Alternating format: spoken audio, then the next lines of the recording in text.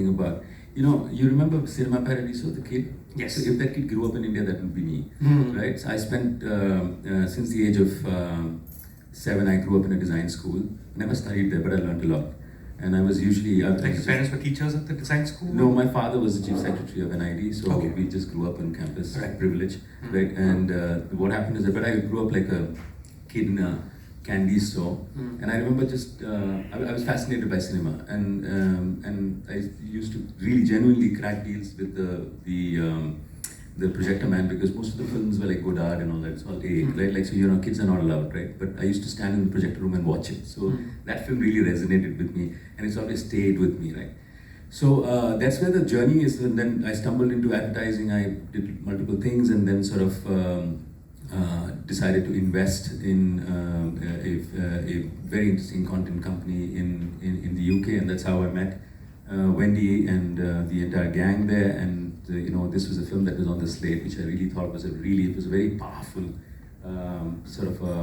the log line was so powerful and really interesting, just the way. And then when I was there, Neil Blair was actually doing a fundraiser at the Warner Theatre, and I saw the trailer for the first time, and I was like, and I could visibly see every single person, once the trailer was played, it was just pin drop silence, and they were all everyone was moved, and I could feel the emotion was kind of palpable in that room. And in that moment, I just walked up to Neil and I said, Neil, I'm putting in some money, and Neil just that's the first time he was very Indian about it. He just Neil is the Harry Potter man. Yeah. And he's like, we're gonna do this, right? And that was the beginning of the journey. It was just beautiful, and then I just loved the way it's kind of turned out, and the kind of accolades it's getting all over the world, and how it's getting recognized. It's just these two ladies and the extended team who really sort of put a fabulous piece of work together. I'm really proud of it.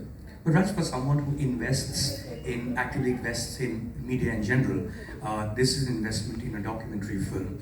Do you think over the past decade or so, there's been huge interest in documentaries as a genre for multiple reasons? One is distribution has become easier. I can watch it on Netflix anywhere in the world, something that I couldn't do before. Do you think that, and especially with Indian documentaries, do you think there's been a serious surge with not just the investment, but also interest levels and the way they've traveled in the past few years, Raj? I sincerely do agree, and I think there are some circumstantial reasons why documentaries have also, it's always been great. Documentaries are always something that doesn't take as much time.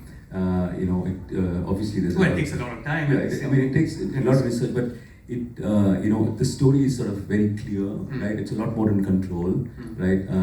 And some of the paraphernalia that's involved is not there. It's got its own other challenges. But one interesting thing that happened post the SAG strike and everything was that the whole market started really opening up thanks to streamers as well, where there's been a demand.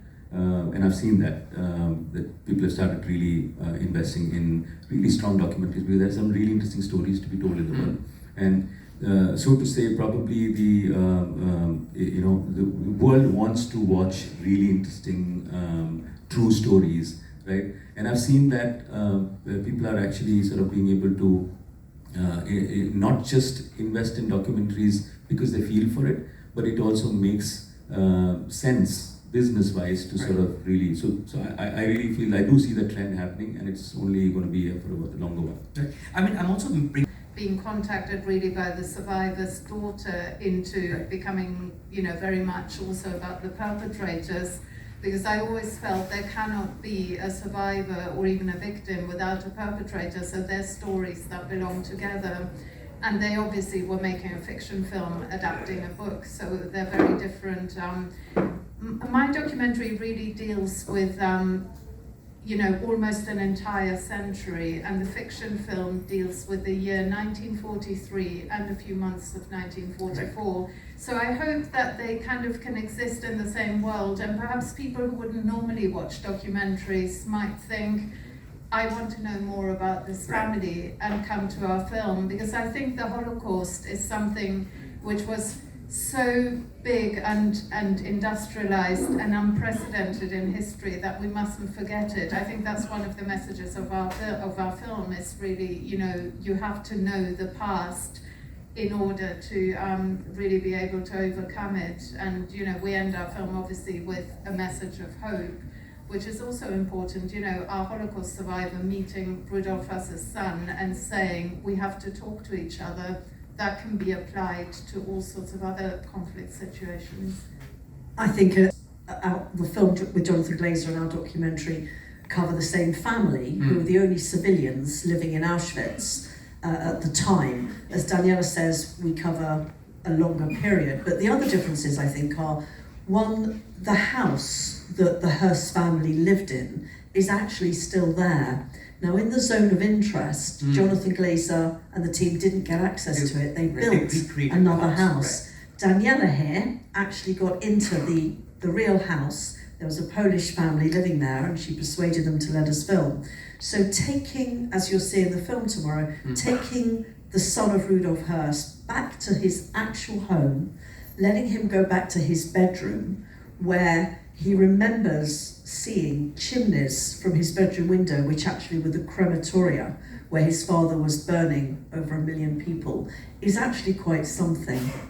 And the other thing, I think, is whereas the zone of interest doesn't actually mention the Holocaust, there are lots of very clever but obscure clues about what might have been happening over the garden fence. But this documentary fully immerses in the horror. Daniela has found the most extraordinary archive, some of it unseen before, so you're left in no doubt of what was tense. And we're living in a time where the world is very quick to deny atrocities that happen around the world very quickly, as we've seen recently with October the 7th. And the level of ignorance about things like the Holocaust and what human beings are capable of doing to each other is very high, particularly among young people. So to have a documentary like this that leaves you in no doubt of what happened, and then cleverly to have the actual son of the perpetrator reading his father's own words